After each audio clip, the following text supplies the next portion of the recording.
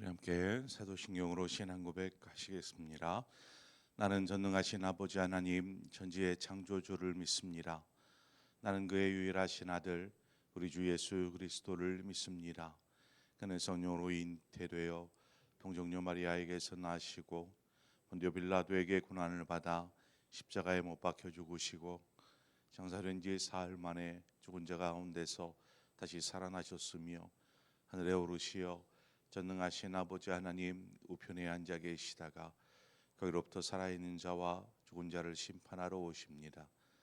나는 성령을 믿으며 거룩한 공교회와 성도의 교제와 죄를 용서받는 것과 몸의 부활과 영생을 믿습니다. 아멘. 우리 함께 찬송가 435장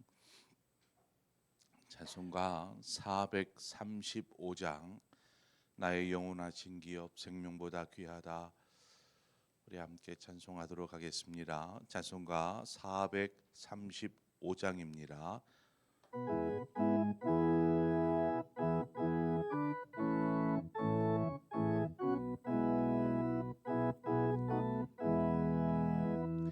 나의 영원하신 기업 생명보다 귀하다. 나의 갈 길 나가도록 나와 동행하소서. 주께로 가까이 주께로 가오니 나의 갈 길 나가도록 나와 동행하소서. 세상 부귀하니람과 모든 명예 버리고 험한 길을 가는 동안 나와 동행하소서. 주께로 가까이 주께로 가오니 나의 갈 길 나가도록 나와 동행하소서.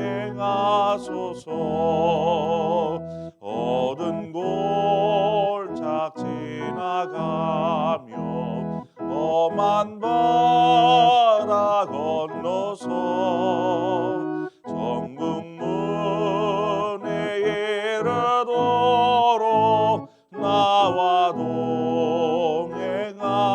동행하소서. 주께로 가까이 주께로 가오니 나의 갈 길 나가도록 나와 동행하소서.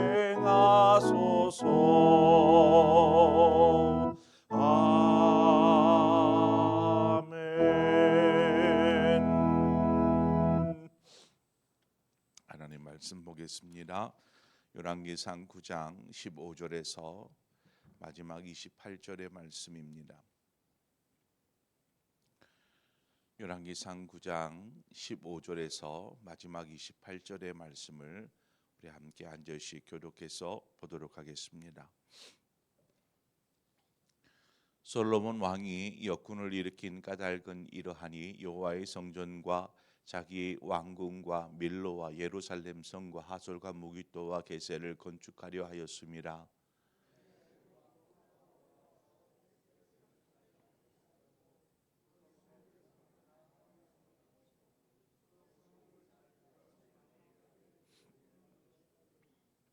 솔로몬이 게셀과 아레 베토론을 건축하고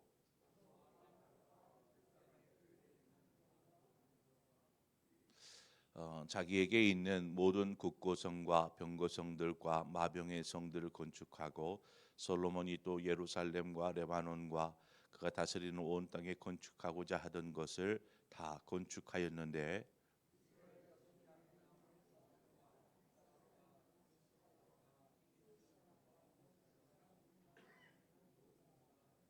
곧 이스라엘 자손이 다 멸하지 못함으로 그 땅에 남아 있는 그들의 자손들을 솔로몬의 노예로 역군을 삼아 오늘까지 이르렀으되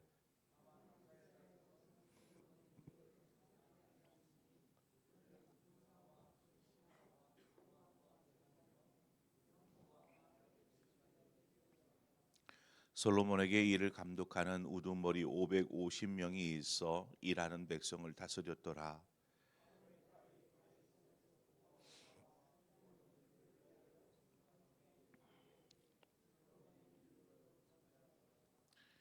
솔로몬이 여호와를 위하여 쌓은 제단 위에 해마다 3번씩 번제와 감사의 제물을 드리고 또 여호와 앞에 있는 제단에 분향하니라.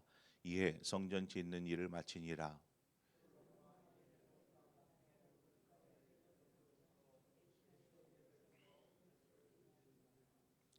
히람이 자기 종 곧 바다에 익숙한 사공들을 솔로몬의 종과 함께 그 배로 보내매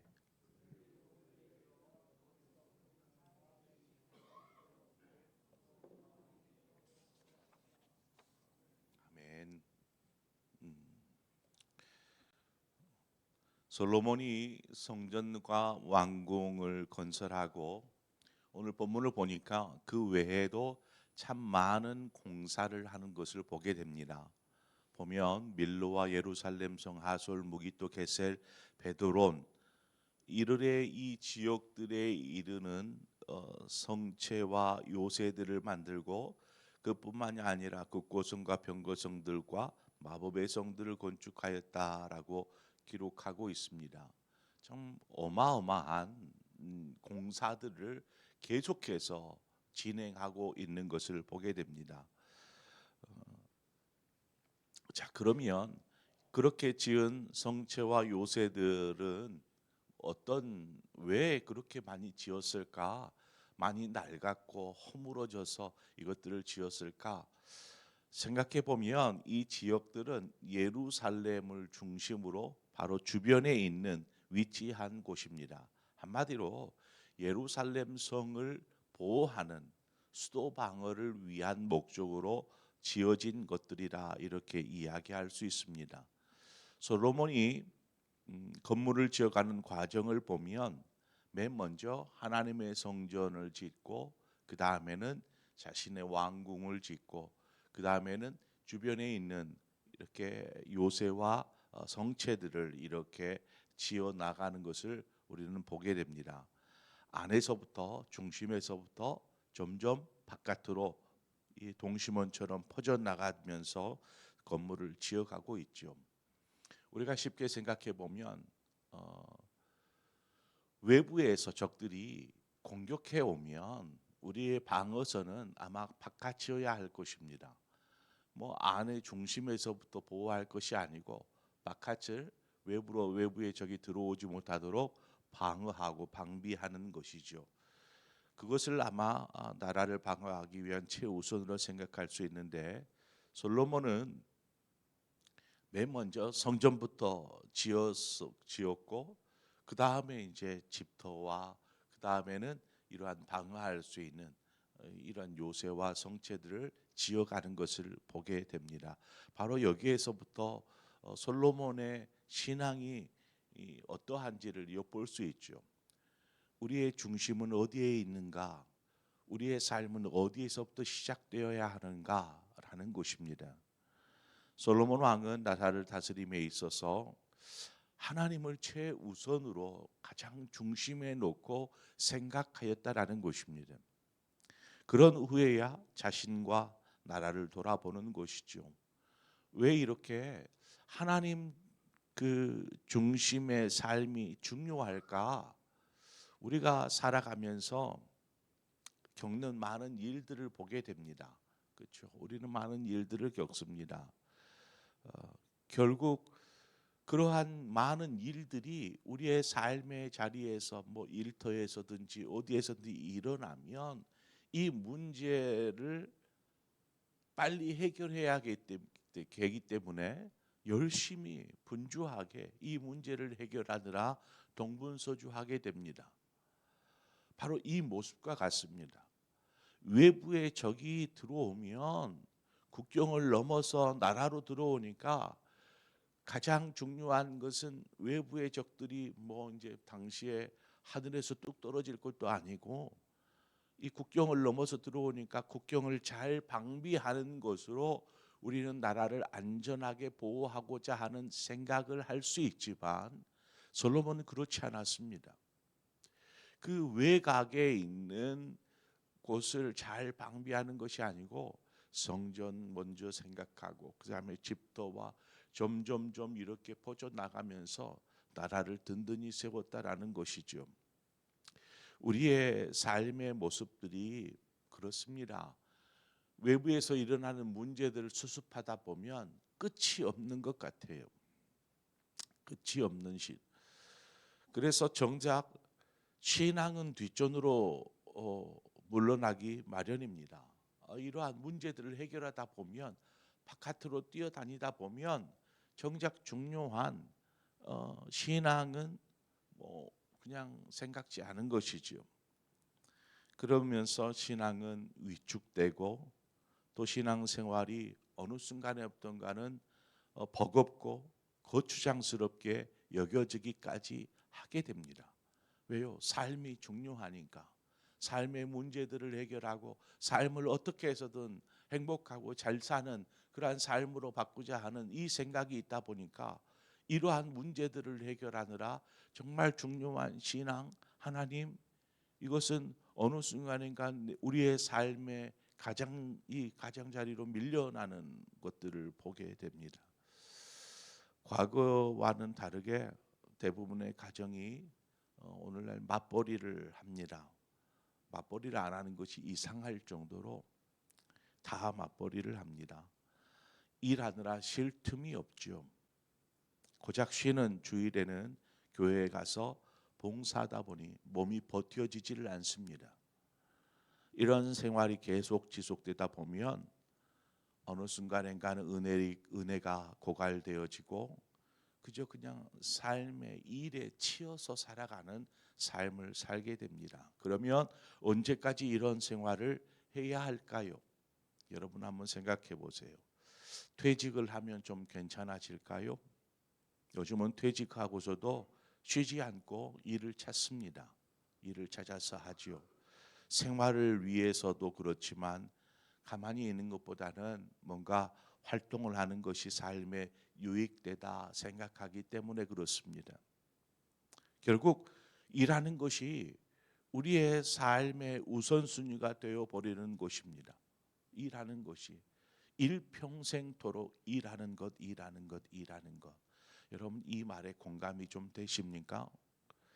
그리스도인은 신앙 곧 하나님이 우리의 삶을 다스리도록 하는 것이 바로 그리스도인의 삶인 것입니다.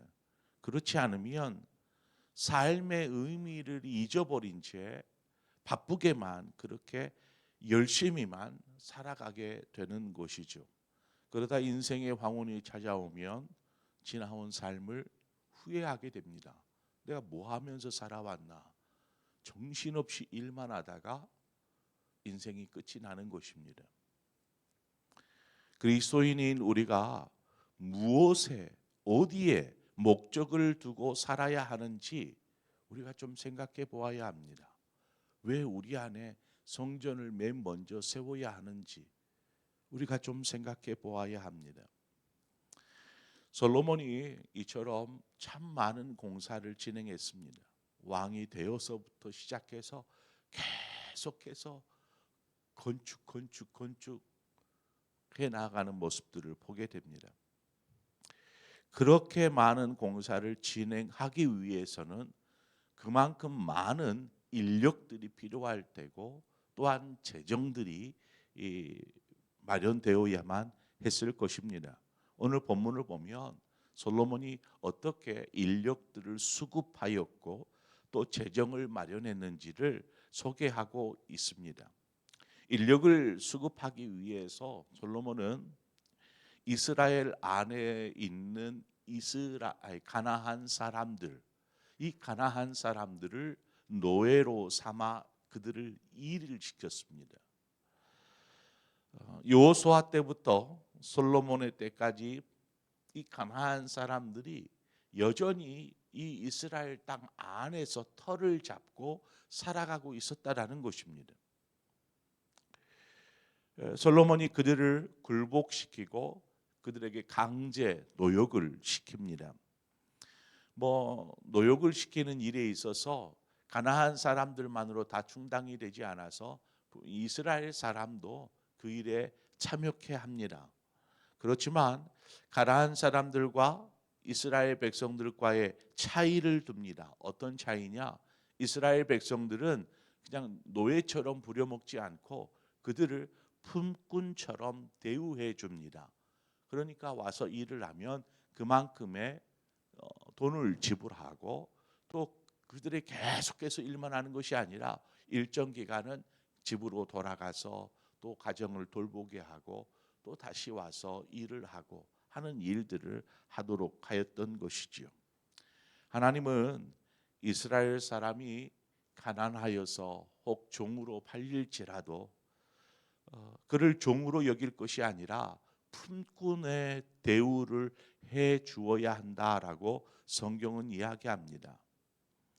그러니까 종이 되어서 이스라엘 사람이 이제 팔려가지고 종이 되어서 자기네 집에 종이 되어 있으면 이를 종으로 여기지 않고 돈을 가지고 데려다 일하게 하는 사람, 혹은 자기 집 안에 들어와서 함께 거하는 동거인으로 생각하라, 이렇게 하나님께서 명령하셨습니다. 함께 생활하는 것이죠. 부려먹는 어떤 노예나 종이 아니다라는 것입니다. 그러다가 50년이 딱 되어 희년이 되어지면 그는 자신의 집으로 돌아갑니다. 종이나 노예 이런 것들을 다 벗어버리고 이제는 이스라엘 백성의 한 사람으로 돌아가게 되는 것이죠. 솔로몬은 이 하나님의 명령을 따라서 이스라엘 백성들에게는 특별한 대우를 해 주었으며, 오늘 본문에 보니까 이스라엘 백성들은 특별히 관리직이나 보조직을 맡도록 다윗이 솔로몬이 조치한 것을 우리가 볼 수 있습니다. 이렇게 놓고 보면 솔로몬이 이스라엘의 왕으로서 나라를 참 지혜롭게 잘 다스리는 것처럼 보입니다. 그런데 가나안 저들을 이제 붙잡아서 종으로 삼고 강제 노역을 시킴으로 어떤 재정적인 필요들을 많이 이렇게 낼 필요는 없었죠. 만약 이스라엘 사람들이었다면 품꾼으로 여기기 때문에 품삯을 다 줘야 됐지만 이 노예를 이렇게 하다 보니까 돈을 드릴 일이 없다라는 것입니다. 그런데 성경을 보면 하나님께서 분명하게 이야기하신 것이 무엇이었냐면, 그 가나안 땅에 살고 있었던 7 가나안 족속들에 대하여서 하나님은 그들을 진멸하라, 아니면 그들을 쫓아내라, 이렇게 명령하셨습니다. 그런데 솔로몬은 이들에게 일을 시킴으로 어떻게 보면은 경제적인 부요함은 누릴 수 있었을지 모르지만 결국 이들이 이스라엘 안에서 같이 섞여서 살아가는, 동거하는 상황이 되어버리는 것입니다. 그러다 보니까 자연스럽게 가나안의 종교, 가나안의 우상, 가나안의 삶의 문화들이 이스라엘과 뒤섞이게 되는 결과를 가져오게 됩니다.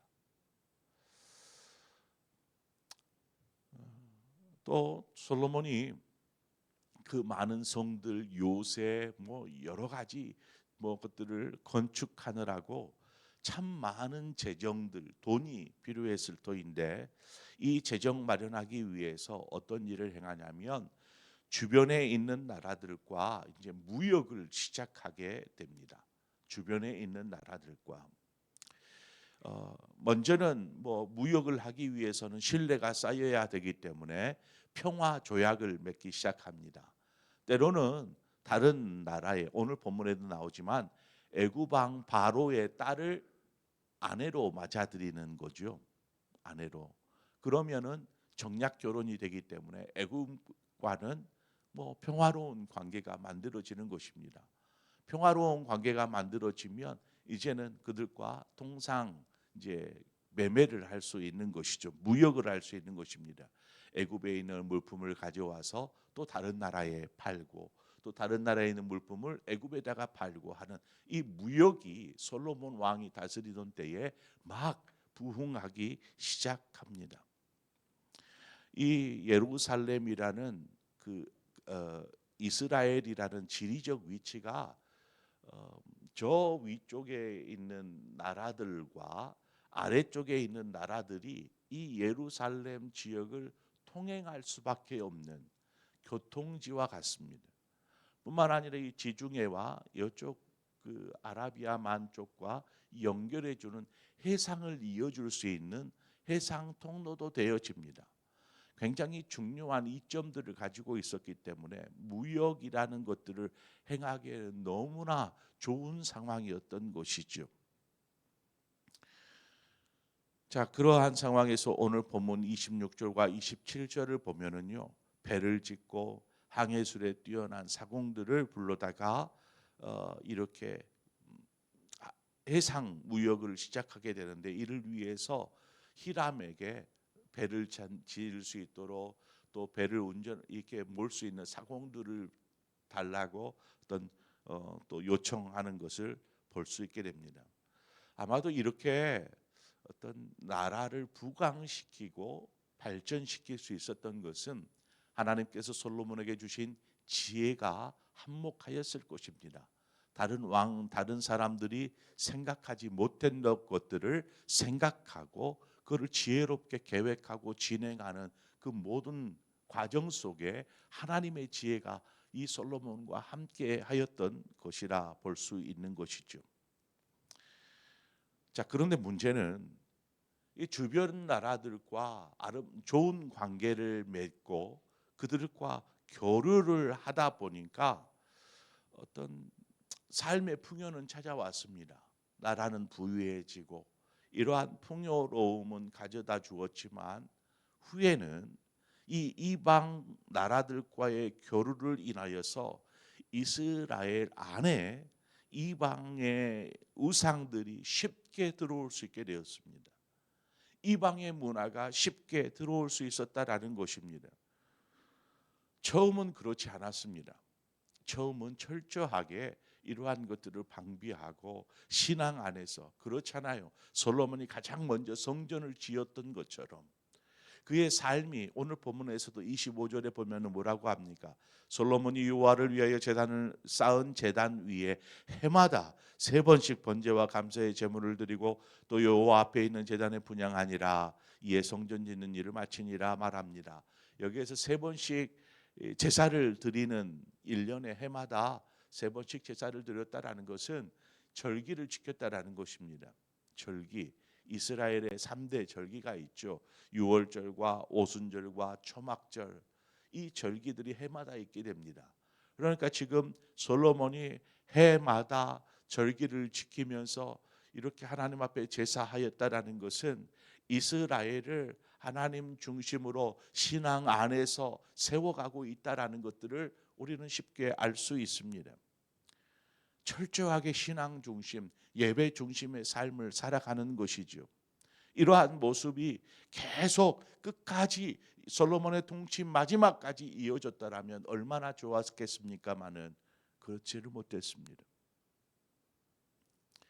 앞서 말씀드린 바와 같이 가나안 사람들을 종으로 노역에 사용하고 또 외부에 있는 다른 나라들을 무역과 함께, 그러니까 얼마나 많은 사람들이 무역 때문에 이스라엘 안에 이방인들이 들어왔을 것이고 또 이스라엘 사람들이 이방 나라로 가서 물품을 사고 팔고 하지 않았겠습니까?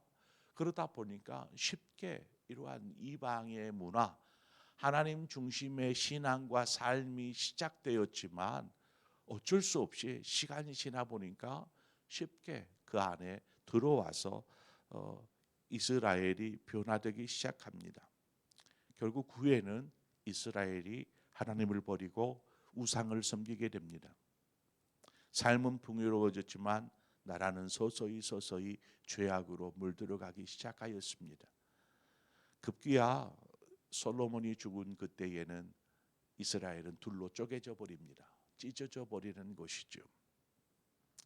왜 하나님의 명령이 중요한지, 왜 이방인들을 진멸하고 쫓아내라 이렇게 명령하셨는지, 하나님 중심의 삶이 얼마나 중요한지를 깨닫게 되는 대목입니다. 부요함과 삶의 풍요로움 참 좋죠. 그러나 우리가 지켜야 될 것들은 그것을 위해서 살다 보니까 인생이 바쁘게 일만 하다가 끝납니다. 우리가 중요한 삶, 하나님 중심의 삶, 하나님을 위해서 우리가 무엇을 하며 어디에서 목적을 두고 살아가야 될지 오늘 이 새벽 시간에 다시 한번 묵상해 보시기를 바랍니다. 우리 함께 기도하겠습니다. 좋으신 하나님 아버지 은혜를 감사합니다.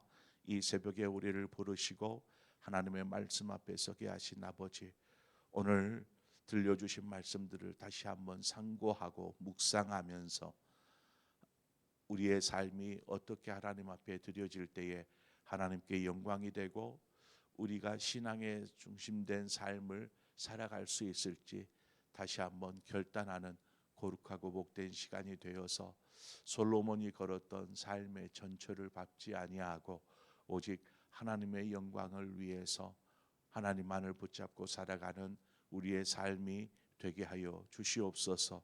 그래서 우리의 모든 행사가 주 안에서 형통하도록 지켜주시고 우리와 늘 동행하시는 그 하나님과 동행하며 살아가는 모든 성도들 되게 하여 주옵소서. 예수 그리스도의 이름으로 기도합니다. 아멘. 이 시간 우리 함께 말씀을 생각하면서 하나님이 나에게 하신 말씀이라고 여겨진다면 그 말씀을 붙잡고 기도하시기를 바라고, 더불어서 함께 기도할 것은 우리 교회를 위해서 기도해 주시기를 바랍니다.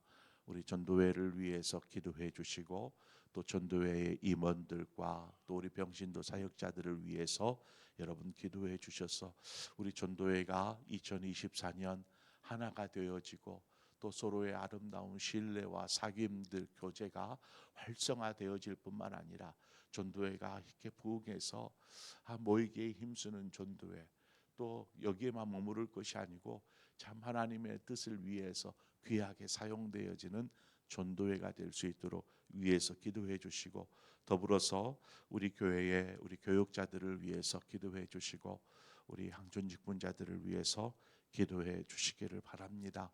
또한 우리 다음 세대와 우리 환우들을 위해서 오늘 시간 우리 함께 기도하고 여러분 각자의 기도의 점을 기도하시다 자유롭게 돌아가시겠습니다. 함께 기도하겠습니다. 하나님 아버지, 하나님 오늘 우리를 불러주셔서 감사합니다.